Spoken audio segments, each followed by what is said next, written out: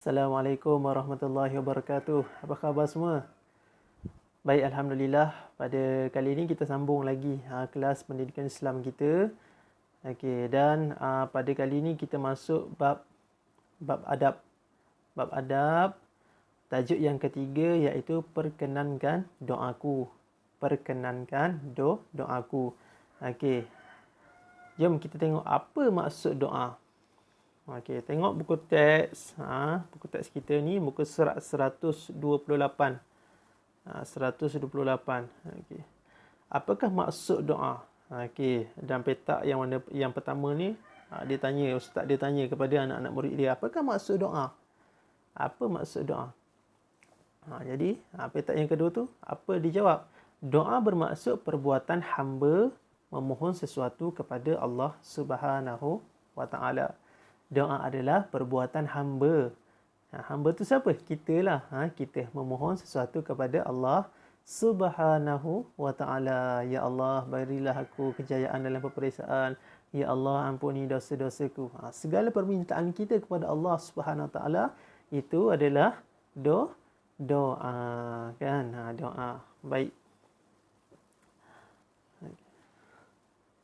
Kenapa kita perlu berdoa? Kenapa kita perlu berdoa? Okey, kerana Allah Subhanahu Wa Taala dia memerintahkan kita. Dalam Quran Allah bagi tahu apa? A'udzubillahi minasyaitonirrajim. Okey, tengok petak yang nombor 4 ni. Wa qala rabbukum ud'uni astajib lakum. Wa qala rabbukum ud'uni astajib lakum. Apa maksud ayat Quran ni? Maksudnya Tuhanmu telah berkata, berdoalah kepadaku, nescaya aku perkenankan. Berdoalah kepadaku, nescaya aku perkenankan. Allah perintahkan kita untuk berdoa. Berdoa kepada dia, minta kepada dia. Kemudian kata Allah apa lagi? Nescaya aku perkenankan. Nescaya Allah akan perkenankan doa kita. Okey, dan dalam berdoa ni dia ada adab-adab dia. Ada tertib dia, ada adab dia. Apa adab dalam berdoa ni? Jom kita tengok. Yang pertama, tata cara berdoa ataupun adab berdoa. Niat yang ikhlas kerana Allah. Yang pertama adalah niat kita mesti ikhlas kerana Allah. Jangan kerana benda lain, jangan kerana orang. Dan jangan kerana kita buat kerana sesuatu yang lain. Yang kedua, berwuduk. Kalau boleh dalam keadaan berwuduk lah. Dalam keadaan berwuduk. Yang ketiga, menghadap kiblat. Menghadap kiblat. Kalau kita tahu pada waktu tu arah mana arah kiblat, menghadaplah kiblat. Tapi kalau kita tidak tahu, tak apalah. Tak apa. Kemudian menadah tangan. Tadah tangan, angkat tangan, angkat kedua belah tangan. Nadah tangan ketika berdoa. Kemudian apa lagi? Menumpukan perhatian pada doa yang kita baca tu. Bila kita berdoa, kita tumpukan perhatian pada doa yang kita baca. Jangan kita tengok benda lain. Mulut kita baca doa. Ya Allah, ampuni dosa-dosaku. Ya Allah. Ya Allah, ya Tuhanku, berilah kejayaan kepadaku. Ya Allah. Tapi mata kita tu melihat ke benda lain. Melihat ke arah lain. Maksudnya kita tak fokus pada doa yang kita baca. Jadi, di situ itulah kesungguhan kita. Kita nak, bila kita minta dengan Allah tu, biar kita minta dengan sungguh-sungguh. Biar kita minta betul-betul.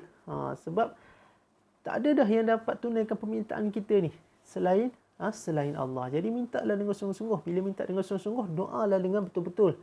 Fokus, kita minta betul-betul dengan Allah. Lepas dah habis doa semua tu, dah amin semua tu, barulah kita fikirkan apa yang kita nak buat tu. Nak apa? Fikiran kita yang melayang-layang tu kan. Tapi masa kita berdoa tu, berdoalah dengan sungguh-sungguh. Cubalah fokus pada apa doa yang kita baca. Kemudian memulakan doa kita tu dengan memuji Allah. Dengan ucapan Alhamdulillah. Kemudian selawat ke atas Nabi Muhammad sallallahu alaihi wasallam. Alhamdulillahirabbil alamin. Alhamdulillah. Selawat. Wassalatu wassalamu ala asyrafil anbiya wal mursalin, kan. Kemudian merendahkan suara. Doa dengan perlahan. Jangan kita kata menjerit, ya Allah, ampuni dosa-dosaku ya Allah. Jangan kita menjerit ataupun terlalu menekan. Berdoa dengan suara yang rendah. Kenapa? Allah Maha mendengar doa kita. Allah Maha mendengar. Jangan kita terlalu menjerit kuat, kuat sangat. Sebab apa? Sebab Allah Maha mendengar. Allah dengar apa yang terbuku dalam hati kita, Allah tahu. Apa yang kita pendam, Allah tahu. Jadi kita tak perlu macam nak menjerit-jerit. Nak meraung-raung. Walaupun mungkin emosi kita tidak stabil, jangan. Kita kontrol, kita kawal. Sebab tu ada adab. Adab ketika kita berdoa. Lebih-lebih lagi kita minta ni dengan Tuhan, dengan Allah Subhanahu wa taala. Kemudian berdoa dengan penuh keyakinan. Doa dengan penuh yakin bahawa Allah akan mengabulkan doa kita. Kalau tidak segera, mungkin dilambatkan sedikit, tapi insya-Allah yakin bahawa Allah menerima doa kita, mendengar dan menerima doa kita. Kemudian doa dibaca dengan tenang dan tertib. Baca doa tu jangan terlalu kita kata apa? Gaduh. Bukan bergaduh, maksudnya cepat-cepat nak selesai sembahyang ke, cepat-cepat. Jadi doa tu dengan tenang, dengan tertib, cakap elok-elok, minta elok-elok, kan? Baru Allah dapat tunaikan permintaan kita, kan? Okey, kemudian mengucapkan amin selepas berdoa. Selepas kita dah selesai berdoa, ucaplah perkataan amin. Ucaplah ucapan amin tu. Amin tu maksudnya apa? Perkenankan doaku. Jadi itu antara adab-adab berdoa yang kita kena terapkan ketika kita berdoa. Kena cuba amalkan ketika kita berdoa. Baik.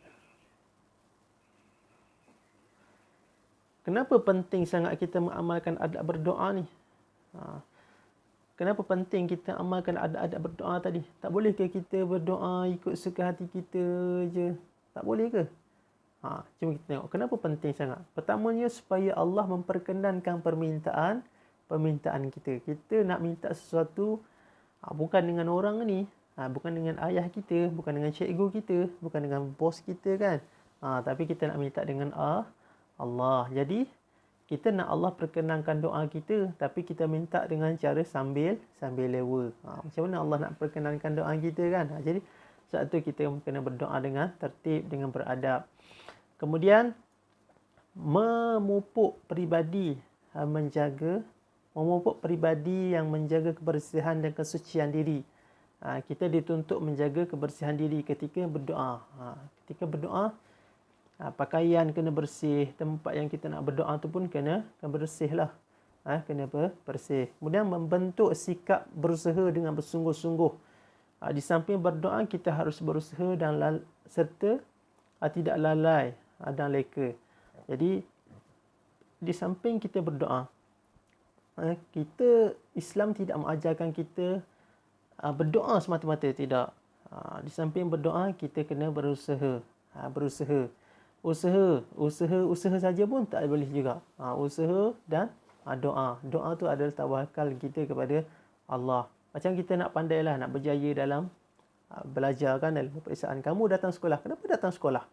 Sebab kita nak pandai. Tak bolehkah kita berdoa saja duduk di rumah, kita berdoa, ya Allah, bagi aku pandai, ya Allah. Ya Allah, aku nak berjaya dalam peperiksaan.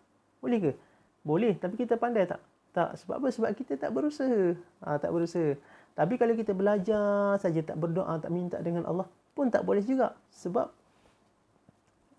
bukan usaha kita tu yang bagi kita pandai, tapi yang bagi kita pandai itu adalah Allah. Allah yang bagi kita pandai.